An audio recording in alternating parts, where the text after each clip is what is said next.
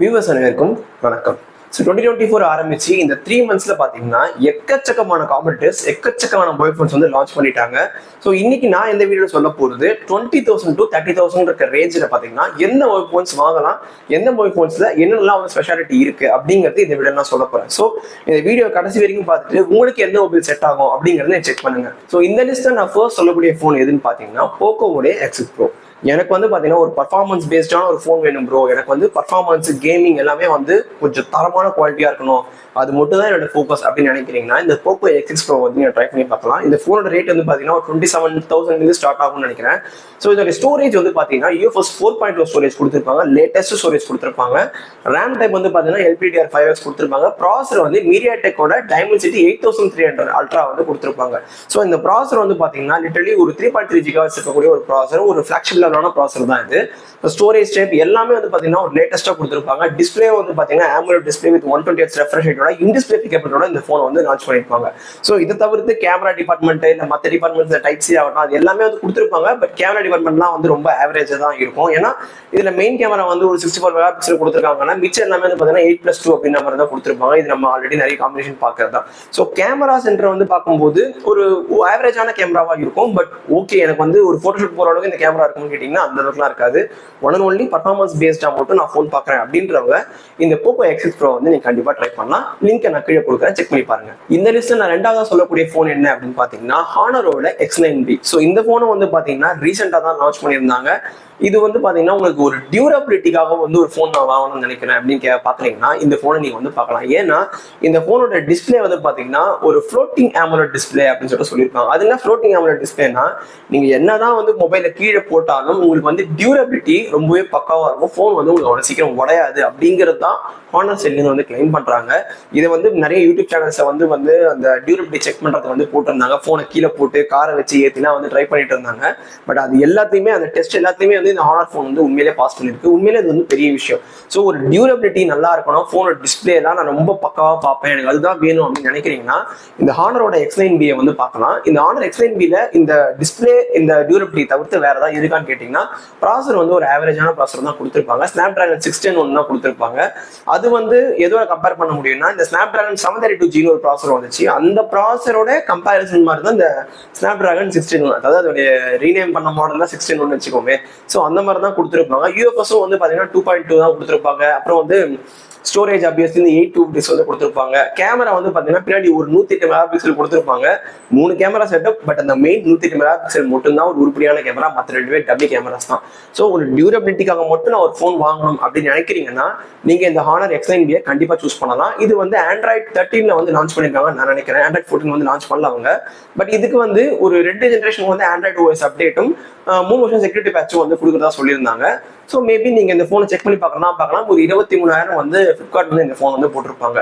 So நீங்க ஒரு டியூரபிலிட்டிக்காக phone வாங்குறீங்கன்னா இந்த ஹானர் ஃபோனை கண்டிப்பா செக் பண்ணி பாருங்க. நம்ம லிஸ்ட்ல நான் மூணாவதா சொல்லக்கூடிய ஃபோன் எதுன்னு பாத்தீங்கன்னா சாம்சங் உடைய A15 5G ஸ்மார்ட் ஃபோன். நான் வந்து வாங்கினா சாம்சங் ஃபோன் தான் வாங்குவேன், சாம்சங்ல ஒரு பெஸ்டான ஃபோன் சொல்லுங்க அப்படின்னு கேட்கறீங்கன்னா நீங்க இந்த ஃபோனை கன்சிடர் பண்ணலாம். இதோட பேஸ் வேரியன்ட் 20,000 தான் ஸ்டார்ட் ஆகுது. ஹை வேரியன்ட் 23,000 அப்படிதான் சொல்லிட்டு வரும். MediaTekோட Dimensity 6000 ப்ராசர் கொடுத்துருப்பாங்க. இந்த ஃபோனோட மேஜர் செல்லிங் பாயிண்டே இதுல வந்து உங்களுக்கு OS அப்டேட்ஸ் தான். 4 வருஷத்துக்கான OS அப்டேட்ஸும் 5 வருஷத்துக்கான செக்யூரிட்டி பேட்சும் கொடுத்துருப்பாங்க. ஸோ இந்த ஃபோன் வந்து பாத்தீங்கன்னா Android 14 லான்ச் பண்ணாங்க. ஸோ Android 14 உங்களுக்கு 5 வருஷத்துக்கான Android அப்டேட்ஸ் வரும். ஸோ இதை நான் பார்த்த வரைக்கும் A15 ஃபோன் வந்து பாத்தீங்கன்னா டிசைன் வைஸ் ஒரு பழைய டிசைன் தான் கொடுத்துருக்காங்க. கேமரா வந்து பாத்தீங்கன்னா ஒரு ஆவரேஜான கேமராஸ் தான் இருக்கும். 50+5+2 அப்படின்ற மாதிரி கொடுத்துருப்பாங்க. அண்ட் மோர் ஓவர் இந்த ப்ராசர் வந்து பாத்தீங்கன்னா ஒரு மீடியம் ஒரு ஆவரேஜான ப்ராசர். டிசைனும் வந்து பாத்தீங்கன்னா கொஞ்சம் பழைய டிசைனா தான் இருக்கும். கேமராவும் ஆவரேஜா இருக்கும். பட் சாஃப்ட்வேர் அப்டேட்ஸ் மட்டும் வந்து பாத்தீங்கன்னா உங்களுக்கு 4+5 அப்படின்ற மாதிரி கொடுத்துருப்பாங்க. எனக்கு வந்து ஒரு ஃபோன் வாங்குவேன், நான் ஒரு 4 வருஷம் யூஸ் பண்ணும் ப்ரோ, எனக்கு அந்த மாதிரி ஒரு ஃபோன் வேணும் அப்படின்னு நினைக்கிறீங்கன்னா மட்டும் இந்த சாம்சங்கோட A15 ஃபோனை வந்து நீங்க கண்டிப்பா செக் பண்ணி பார்க்கலாம். ஸோ இந்த செக்மெண்ட்ல நான் அடுத்ததா சொல்லக்கூடிய ஃபோன், நாலாவதா சொல்லக்கூடிய ஃபோன் எது அப்படின்னு பாத்தீங்கன்னா ரியல்மியோடைய Realme 12 Pro Plus. இந்த ஃபோன் வந்து பாத்தீங்கன்னா உங்களுக்கு ஒரு 30,000 இருந்து தான் அதோட பேஸ் வேரியன்டே ஸ்டார்ட் ஆகும். பட் இந்த ஃபோனோட ஒரு மேஜர் செல்லிங் பாயிண்டே வந்து பாத்தீங்கன்னா இது கேமரா தான். நான் வந்து இப்போ கேமரா சென்ட்ரிக்கா ஒரு ஃபோன் வாங்குறேன், எனக்கு வந்து ஒரு DSLR லெவலுக்கு ஒரு கேமரா வந்து இருக்கணும், எனக்கு வந்து போர்ட்ரேட் ஷாட்ஸ் வந்து பக்காவா வேணும் அப்படின்னு நினைக்கிறீங்கன்னா இந்த Realme 12 Pro Plus வந்து நீங்க கன்சிடர் பண்ணி பார்க்கலாம். சொல்லலாம். ஏன்னா இதுல back side triple camera setup கொடுத்துருப்பாங்க. அதுல 64 மெகா பிக்சல் பெரிஸ்கோபிக் லென்ஸ் கொடுத்துருப்பாங்க. மெயின் கேமரா வந்து பாத்தீங்கன்னா 50 மெகா பிக்சல் 8 MP வந்து அல்ட்ரா வைட் கொடுத்துருப்பாங்க. இந்த போனோட கேமரா வந்து பாத்தீங்கன்னா உண்மையிலே ஒரு வேற லெவல் பண்ணிருக்காங்க ரியல்மி. அதை வந்து உண்மையிலே ஒத்துக்கணும். ஸோ ஒரு 30,000 வந்து ஒரு பெரிஸ்கோப் கேமரா கொடுத்து ரியல்மி 12 Pro Plus வந்து அவங்க லான்ச் பண்ணியிருந்தாங்க. வித் கர்வ் டிஸ்பிளேவோட லான்ச் பண்ணிருக்காங்க. மற்றபடி இந்த ஸ்டோரேஜ் டைப் வந்து பாத்தீங்கன்னா UFS 3.1 ஸ்டோரேஜ் டைப் கொடுத்துருப்பாங்க. RAM வந்து பாத்தீங்கன்னா LPDDR 4X RAM கொடுத்துருப்பாங்க. அதை தவிர்த்து வந்து பாத்தீங்கன்னா ப்ராசர் வந்து பாத்தீங்கன்னா ஒரு 7S Gen 2 தான் கொடுத்துருப்பாங்க. இந்த 7S Gen 2 ப்ராசர் வந்து பாத்தீங்கன்னா போக்கோவுடைய X6 இருக்கு. போக்கோ X6 Pro நான் சொல்ல வரல, போக்கோவுடைய X6 இருக்கு. அந்த X6 வந்து பாத்தீங்கன்னா 20,000 தான் வரும். பட் இது வந்து 30,000 வரும். ஆனா X6 போக்கோட X6 பாத்தீங்கன்னா ப்ராசர் 7S Gen 2 கொடுத்திருந்தாலும் கேமராலாம் அந்த அளவுக்கு இருக்காது. பட் இதுல பெரிஸ்கோபிக் கேமரா கொடுத்து ஃப்ரண்ட் கேமரா பேக் கேமரா ரெண்டுமே சூப்பரா பண்ணிருப்பாங்க. அதுதான் இந்த ரியல்மி 12 Pro Plus உடைய ஒரு மேஜர் செல்லிங் பாயிண்ட். ஸோ இந்த ப்ராசர் அப்புறம் வந்து டிஸ்பிளேலாம் வந்து பாத்தீங்கன்னா கர்வ் டிஸ்பிளே அதெல்லாம் வந்து ஓகே. மற்றபடி எல்லாமே நல்லா இருக்கும். கேமரா பக்காவா இருக்கும். ப்ராசர் வந்து ஒரு மிட் ரேஞ்ச் அளவான ப்ராசர் தான். ஸோ நான் ரொம்ப வந்து ஃபோனை இன்டென்ஸாக யூஸ் பண்ண மாட்டேன். எனக்கு ப்ராசஸ்லாம் வந்து அவ்வளோ முக்கியம் இல்லை. பட் எனக்கு கேமரா வந்து ரொம்பவே முக்கியம் அப்படின்னு நினைக்கிறவங்க இந்த ரியல்மி 12 Pro Plus வந்து கண்டிப்பாக செக் பண்ணி பார்க்கலாம். ஒரு உண்மையான கேமரா ஃபோன் சொல்லலாம். ஸோ இந்த செக்மெண்ட்ல நான் அடுத்தா சொல்லக்கூடிய ஃபோன், கடைசியாக சொல்லக்கூடிய ஃபோன் பார்த்தோன்னா அதுவும் வந்து ரியல்மியோட 12 Pro தான். ப்ரோ அப்படின்னு பாத்தீங்கன்னா அந்த போன் வந்து ஸ்டார்டிங் ஒரு 22,000 ரூபாய் ஸ்டார்ட் ஆகுது. பட் கார்டு ஆஃபர்லாம் போக வந்து நமக்கு ஒரு 20,000 ரூபாய்க்கே வந்து கிடைக்கும் கார்டு ஆஃபர் யூஸ் பண்ற பட்சத்துல. இந்த போனை நான் ஏன் சொல்றேன் அப்படின்னு பாத்தீங்கன்னா இந்த போன் அண்டர் 20,000 வந்து பாத்தீங்கன்னா ஒரு டெலிஃபோட்டோ லென்ஸ் வந்து இந்த போன்ல யூஸ் பண்ணிருப்பாங்க. அதுல வந்து ரியல்மி 12 Pro Plus வந்து பாத்தீங்கன்னா பெரிஸ்கோப் லென்ஸ், இதுல வந்து 2x டெலிஃபோட்டோ லென்ஸ் வந்து கொடுத்துருப்பாங்க. ஸோ அதுதான் இந்த போனோட ஒரு மேஜர் செல்லிங் பாயிண்ட். ஸோ இந்த டெலிஃபோட்டோ லென்ஸ் வந்து 32 மெகா பிக்சல் கொடுத்துட்டு மெயின் கேமரா வந்து பாத்தீங்கன்னா 50 மெகா பிக்சல் கொடுத்துருப்பாங்க. அண்ட் அல்ட்ரா வைட் ஒரு 8 மெகா பிக்சல் வந்து கொடுத்துருப்பாங்க. இதை தவிர்த்து ஒரு ப்ராசர் வந்து பாத்தீங்கன்னா சேம் Snapdragon 6 Gen 1 தான் கொடுத்துருப்பாங்க. ஆல்ரெடி ஹானர்ல கொடுத்த அந்த ப்ராசர் தான் இந்த போன்லயும் கொடுத்துருப்பாங்க. அதை தவிர்த்து இந்த போனோட டிஸ்பிளேலாம் பாத்தீங்கன்னா ஒரு கர்வ் டிஸ்பிளே கொடுத்துருப்பாங்க. மற்றபடி எல்லாமே வந்து பாத்தீங்கன்னா பக்காவா கொடுத்துருப்பாங்க. RAM அதே மாதிரி UFS வந்து 3.1 ஸ்டோரேஜ் டைப் கொடுத்துருப்பாங்க. LPDDR 4X RAM வந்து கொடுத்துருப்பாங்க. இந்த போனோட மேஜர் செல்லிங் பாயிண்ட் பாத்தீங்கன்னா இது ஒரு டெலிஃபோட்டோ கேமரா தான் ரியல்மி 12 Proல. ஸோ நீங்க வந்து என்னோட பட்ஜெட் வந்து 20,000 தான், 20 to 22,000 வந்து நான் ஒரு போன் வாங்கணும், அதுல ஒரு கேமரா சென்ட்ரிக்கான ஒரு போன் வாங்கணும் அப்படின்னு நினைக்கிறீங்கன்னா இந்த ரியல்மி 12 Pro வந்து நீங்க கண்டிப்பா செக் பண்ணி பார்க்கலாம்.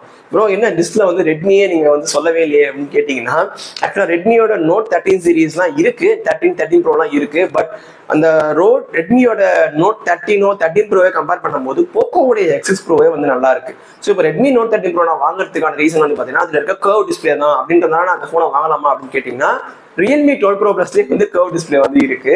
ஸோ அதை தவிர்த்து ரெட்மி Note 13 Pro வந்து பாத்தீங்கன்னா பர்ஃபார்மன்ஸ்க்காக வாங்கலாமா அப்படின்னு கேட்டீங்கன்னா அதுல வந்து ரெட்மியோட Note 13 Pro Plusல வந்து பாத்தீங்கன்னா மீடியாடெக்கோட டைமென்சிட்டி 7200 தான் கொடுத்துருக்காங்க.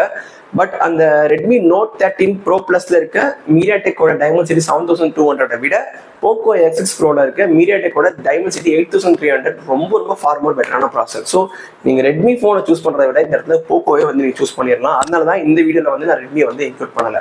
ஓகே ப்ரோ, இப்போ 5 போன் சொல்லியிருந்தீங்க. ஒரு போன்லேயும் ஒரு பிளஸ் இருக்கு. ஒரு போன்ல டியூரபிலிட்டி இருந்தா ப்ராசர் ரொம்ப முக்கியம் இருக்கு, கேமரா நல்லா இருந்தா ப்ராசஸ்லாம் ரொம்ப நார்மலா தான் இருக்கு. ஸோ ஒரு போன்லேயும் ஒரு பர்பஸ் இருக்கு. எனக்கு வந்து ஆல்ரவுண்டரா கிடைக்காதா? எல்லா கேமராவும் நல்லா இருக்கணும், டிஸ்பிளேவும் நல்லா இருக்கணும், டியூரபிலிட்டியும் ஓரளவுக்கு நல்லா இருக்கணும். இது எல்லாமே சேர்ந்து ஒரு ஆல்ரவுண்டர் ஃபோன் வந்து இருக்காதா அப்படின்னு கேட்டீங்கன்னா ஆக்சுவலா வந்து இந்த வருஷம் லான்ச் ஆன போன்ஸ் தான் எதுவுமே வந்து இல்லை. நம்ம வேணா ஒரு லாஸ்ட் இயர் ஃபிளாக்ஷிப்ஸை வேணா நம்ம வந்து இந்த மாதிரி ஒரு இதுக்கு வந்து எதிர்பார்க்கலாம். அப்படி நான் சர்ச் பண்ணக்கூடிய ஒரு போனஸ் போன் அப்படின்னு பாத்தீங்கன்னா Samsung Galaxy S21 FE 5G. ஏன்னா இந்த போன் வந்து பாத்தீங்கன்னா 2023 லான்ச் பண்ணாங்க. Snapdragon 888 லான்ச் பண்ண போன். நான் சொல்றது Exynos கிடையாது, Snapdragon 888 லான்ச் பண்ண போன். ஃபிளிப்கார்ட்ல நீங்க வாங்கும்போது பார்த்து செக் பண்ணி வாங்க, இல்லைன்னா நான் லிங்க்ல கொடுக்குறேன். அந்த போன் வந்து பாத்தீங்கன்னா 2023 Snapdragon 888 ப்ராசரோட லான்ச் பண்ணாங்க. 888 ப்ராசர் ஒரு 1.5 வருஷம் பழைய ப்ராசர் தான். பட் அது உண்மையிலே ஒரு பர்ஃபார்மன்ஸ் பேஸ்டான ஒரு ப்ராசர். சாம்சங்ல நல்லாவே டியூன் பண்ணிருப்பாங்க.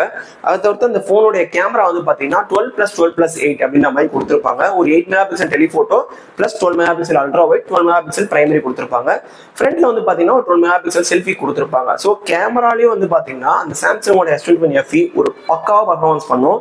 அதை தவிர்த்து ஒரு போனுடைய பர்ஃபார்மன்ஸ் வந்து பாத்தீங்கன்னா எந்த விதமான குறையா இருக்காது. டிஸ்பிளே வந்து பாத்தீங்கன்னா AMOLED டிஸ்பிளே, இன்டிஜிட்டல் fingerprint sensor, 120Hz refresh rate, அப்புறம் வந்து சார்ஜிங் ஸ்பீட் வந்து 25 வாட் கொடுத்துருப்பாங்க. பட் அந்த USB டைப் சி வந்து பாத்தீங்கன்னா 2.2 தான் கொடுத்துருப்பாங்க. அது ஒரு விஷயம். ஸோ அந்த UFS 3.1 தான் ஸ்டோரேஜ் டைப்லாம் கொடுத்துருப்பாங்க. இது எல்லாமே ஒரு பக்காவா பவர்ஃபுல்லா பேக் பண்ணக்கூடிய ஒரு போன் தான் வந்து பாத்தீங்கன்னா சாம்சங் உடைய கேலக்ஸி S21 FE. அந்த ஃபோன் வந்து பார்த்தீங்கன்னா லாஸ்ட் இயர் லான்ச் பண்ணும்போது ஆண்ட்ராய்ட் 13ல வந்து அவங்க லான்ச் பண்ணியிருந்தாங்க. எனக்கு தெரிஞ்சு அந்த ஃபோனுக்கு வந்து 3+4 தான் வந்து ஆண்ட்ராய்ட் அப்டேட்ஸ் நான் நினைக்கிறேன். ஸோ ஆண்ட்ராய்ட் 13 லான்ச் ஆனதுனால அன்டில் ஆண்ட்ராய்ட் 16 வரைக்கும் அந்த ஃபோனுக்கு வந்து கண்டிப்பாக அப்டேட்ஸ் வந்து அவங்க கொடுப்பாங்க.